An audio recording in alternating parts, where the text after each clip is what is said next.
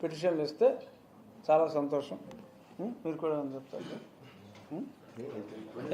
ఇంకా లోకాభిరామాయణం కుటుంబానికి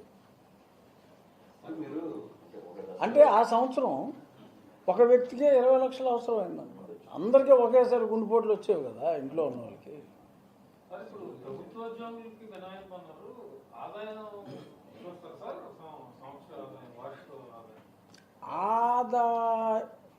ప్రభుత్వం ఆలోచనలో ఉన్నదైతే ప్రభుత్వ ఉద్యోగులకు ఆల్రెడీ కేంద్ర ప్రభుత్వం అయితే ఈఎస్ఐ ఆల్రెడీ ప్రభుత్వ ఉద్యోగులకి ఈ స్కీమ్స్ ఉన్నాయి కదా, ఉన్న వాళ్ళకి కాకుండా ప్రతి వ్యక్తికి నీకు 100 ఎకరాలు ఉన్నా నీకు ఎలిజిబిలిటీ ఉంటుంది. ఆరోగ్యం వరకు రేషను వేరే, రేషన్ కార్డు రూల్స్ వేరు ఉంటాయి. హెల్త్ కార్డు పెద్దగా రూల్స్ ఏమీ లేకుండా అందరికీ వర్తింపజేసే విధంగా చాలా లిబరల్గా ఉండాలి అనేది. ఎందుకంటే దీనికి కాస్త ఎక్కువ ఖర్చు అయినా కూడా అక్కర్లేని రేషను సరెండర్ చేసే అవకాశాలు కూడా చాలా ఎక్కువ ఉంటాయి. కాబట్టి ఇక్కడ ఇంకొకటి ఏంటంటే, ఈ మధ్యన గతంలో కూడా ఏదో ప్రపోజల్ పెట్టారు, ఈ మధ్యన కూడా పేపర్లో చూస్తున్నాం. మా కమిటీ కోరింది ఏంటంటే, ఎవరికైనా రేషన్ అక్కర్లేకపోతే డబ్బులు ఇచ్చేయండి, డబ్బులు ఇస్తామన్నాం. ముఖ్యమంత్రి గారు కూడా దీనికి వెనక ఎందుకు ఈ బియ్యం కొనడం మొదలుపెట్టారు అనేది మనం చూడాలి కూలంకషంగా. ఎందుకు బియ్యం కొనడం మొదలుపెట్టారు? రైతుకి మద్దతు ధర ఇవ్వాల్సిన బాధ్యత ప్రభుత్వం తీసుకుంది, కేంద్ర ప్రభుత్వం తీసుకుంది, రాష్ట్ర ప్రభుత్వం తీసుకుంది. ఈ కొన్నదాన్ని అవసరం లేకపోయినా కూడా ఇప్పుడు 1.5 ఇంకొక 2 సంవత్సరాలకు సరిపడా ఎఫ్సిఐ దగ్గర బియ్యం ఉంది. అయినా సరే కొంటున్నారు. ఎందుకు కొంటున్నారు? రైతుకి మేలు చేయడం కోసం. ఇప్పుడు 1,46,00,000 రేషన్ కార్డులు ఉన్నాయి. 1,46,00,000 రేషన్ కార్డులకి ఇప్పుడు డబ్బులు కావాలంటే కనీసం 1,45,00,000 రేషన్ కార్డు వాళ్ళు క్యాష్ ఇచ్చే అంటారు. ఈ క్యాష్ ఇచ్చే అంటే ఆ ధాన్యం ఎవడు కొంటాడు? ఏ రేటు కొంటారు? ధాన్యం కొనాలి కదమ్మా, ముందు ధాన్యం కొనాలి కదా. ఇప్పుడు ధాన్యం రైతుకి మద్దతు ధర కోసం ప్రభుత్వం ఆ ధాన్యాన్ని కొని ఆ ధాన్యాన్ని మరాడించి బియ్యం ఇస్తున్నారు. ఇప్పుడు బియ్యమే అక్కర్లేదు అంటే మనలో అన్నమాట. బియ్యం ఎందుకు ఇస్తున్నారు? బిలో పవర్టీ లైన్కి ఫుడ్ సెక్యూరిటీ కోసం బియ్యం ఆహారం ఇవ్వటం బాధ్యతగా ఇస్తున్నారు. నాకు అక్కర్లేదురా నువ్వు అంటే క్యాష్ ఇస్తా అంటాం. భావ్యమా? అంటే మనలో మనం జనరల్గా మాట్లాడుకుందాం. దీనివలన రైతు సఫర్ అవుతాడు. సో ఇది చూసినప్పుడు కొంతమంది రైతులు మాకు చెప్పారు, అంటే మీరు బియ్యం ఇవ్వకుండా డబ్బులు ఇవ్వడం మొదలు పెడితే మరి రేపొద్దున మా ధాన్యం కొనరా అని చెప్పి అడిగారు. రైతు అందరికన్నా తెలివైన రైతు. అంటే ఇంక రేపు మా ధాన్యం కొనకపోతే ఏంటి, ఏం చెప్తారు వాళ్ళకి? సో దాని వెనకున్న ముఖ్యోద్దేశం దీని గురించి అది స్టార్ట్ అయింది. సో మళ్ళీ రైతులకి అన్యాయం జరగకూడదు, అక్కర్లేని వాళ్ళకి రేషను ఇవ్వడం కూడా అనవసరం. కాబట్టి మీరు రేషన్ తీసుకున్నది హెల్త్ కార్డు, ఎక్కువ మంది హెల్త్ కార్డు కోసం తప్పనిసరి పరిస్థితుల్లో రేషన్ కూడా తీసుకుంటున్నారు. అక్కర్లేదు కాబట్టి ఇచ్చేస్తున్నారు.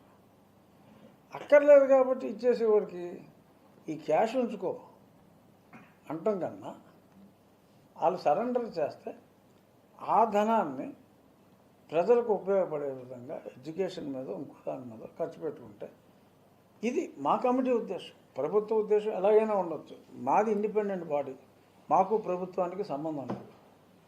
ఇది శాసన mini assembly, any committee is like A mini assembly.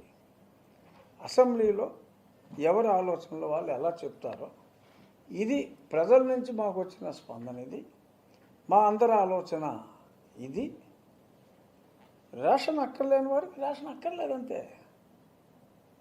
ఇప్పుడు నేను బియ్యం తిన్నాం, నేను గోధుమ తింటాను అన్నాడు అనుకోండి, గోధుమ ఇద్దాం, అసలు నీది అక్కర్లేదా అంటే క్యాష్ ఉంచు అంటాం. కరెక్ట్, అది ప్రభుత్వ నిర్ణయం అయినా మాది ఇండిపెండెంట్ ఒక మినీ అసెంబ్లీగా చెప్పటం మా బాధ్యత.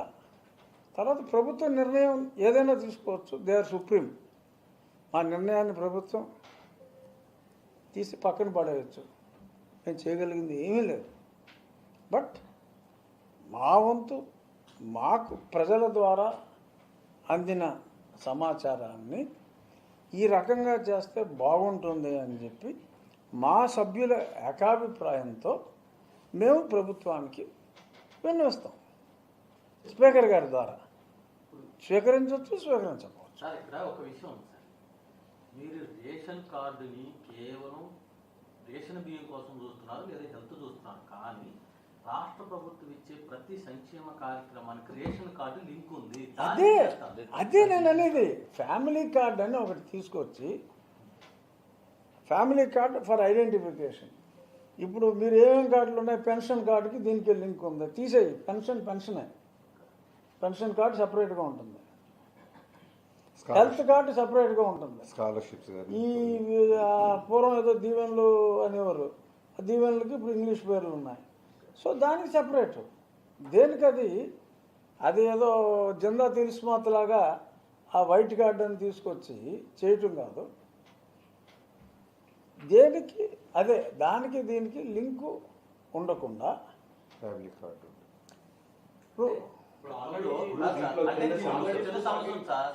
తెల్ల కార్డు అనేది ఇప్పుడు ప్రధాని గారు కార్డు ఇస్తున్నాం సార్. ఈ రేషన్తో ఎవరు సంబంధం లేదు. డైరెక్ట్ పోయి ఆన్లైన్ అప్లై చేసుకుంటే కార్డు 5 lakhs ఇస్తున్నాం సార్. అవును, ఆ టైపు ఇస్తే మనం ప్రధానమంత్రి ఆరోగ్య యోజన ఉంది కదా, సో అదే ఆయుష్మాన్ కార్డు ఉంది కదా, ఆ రకంగా అదేంటంటే ఇప్పుడు అది వీళ్ళు భారతదేశంలో ఎక్కడికి వెళ్ళినా చెల్లుతుంది.